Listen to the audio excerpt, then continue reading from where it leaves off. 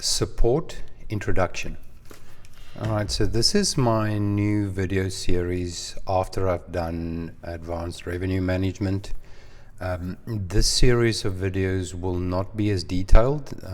There's no accounting involved in here. This is around setting up cases for customer support. Right, so I'm gonna go through setup tasks. Then I'm going to go through items. I'm going to show you where to set up the item for support. Then I'm going to go through support preferences, which is going to be quite a long video around support preferences.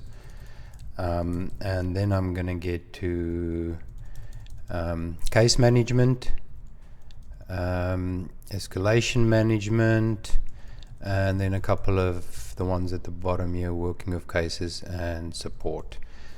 I've got a column here for mandatory. If you've seen any of my videos, you'll see this one-page support sheet has similar fields.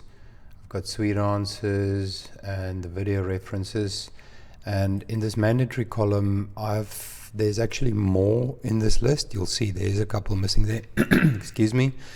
So I'm not going to get down to the level of detail that I did in my RM series or my simple setup series.